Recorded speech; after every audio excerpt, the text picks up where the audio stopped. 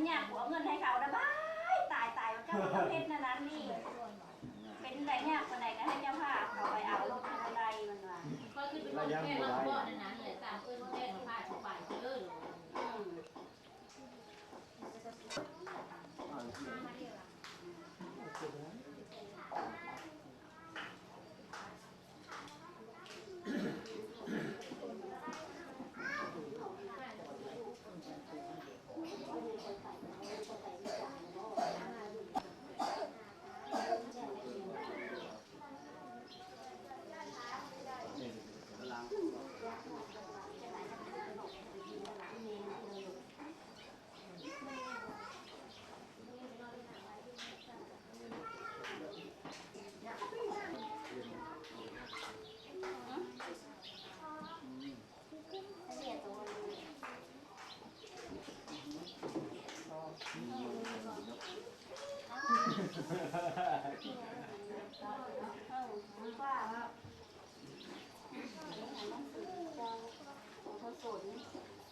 อันนี้หันยานี่นะฝากมายาไทยยาไทย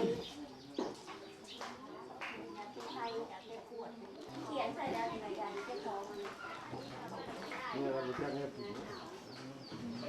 กินอันยาเก็บขวดในที่เราเห็ด2 เม็ดยาเก็บขวดยาไทยเข้าที่ชีวิตเลยหรือวะอันนี้หันยาเก็บท้องเราเขียนกันตีหาได้คุณนี่คุณ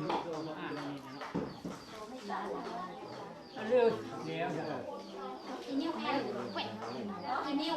งานเป็นหัวปลินนะคุณนะอันนี้หน้าคุณนะมาอยู่ซึ่งเงี้ยคือเนี้ย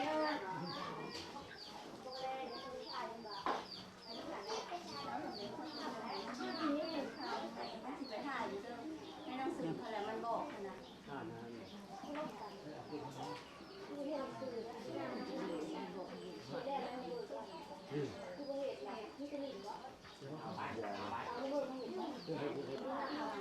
ยังได้ฟังเงินอีก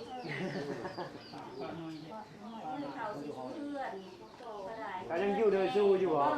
อยู่เลยลูกกันตรงนี้อยู่ร่วมกันนั่นแหละผู้ใดเดือนหน้าเลยไล่มันก็จะออกเดือนที่เดือนต่อเดือน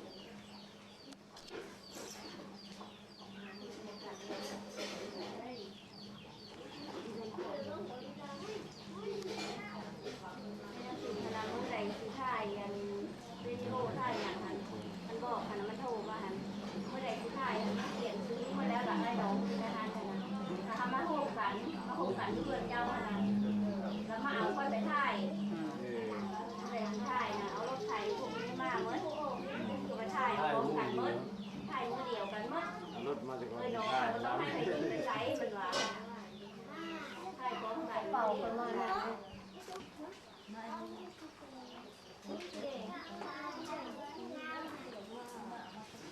เอามาลูกให้ได้มาที่ดูว่าเราจะอยู่เนาะจะเมื่ออยู่เลยเนาะ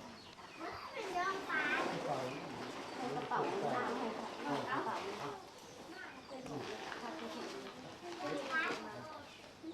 ยังเป่ามาต่อกัน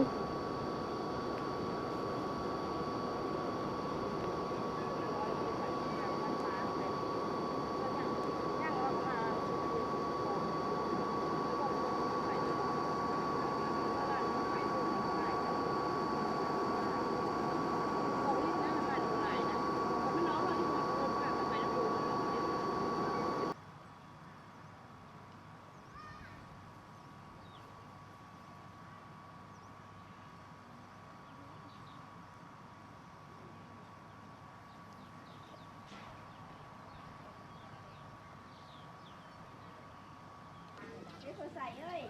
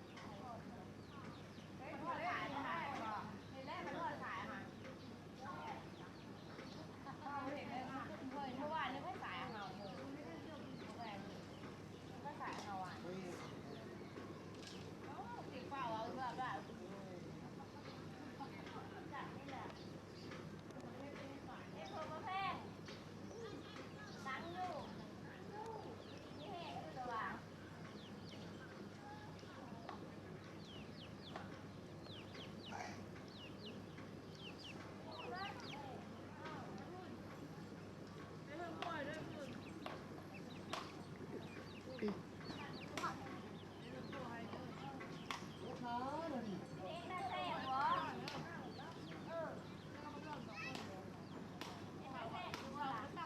ตายเมื่อกูหลังเธอคนนั้นคนนี้ไปพักเบิ่งเขาจะเบิ่ง บอกแม่บอกแม่ เพื่อนไผ เขาบอกจักเฮือนประแพงเฮือนลูกจังอ่อน อันนี้เฮือนป้าแพงเฮือนลุงแตงอ่อน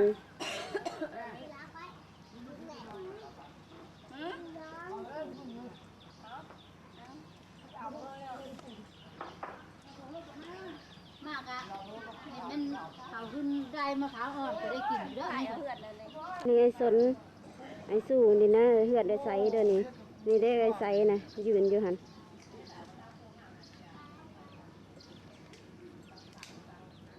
แก้วอันนี้ลูกไอ้บาทรักยาเด้อ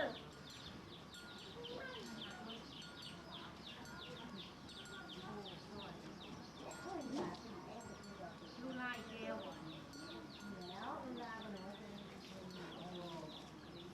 รักยาบ้านเฮาเลย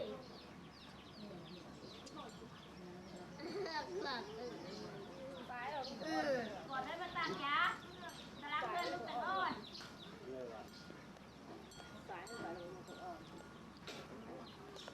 ตายาเอายาเมื่อ4อยู่อเมริกาเอาไปนะเลย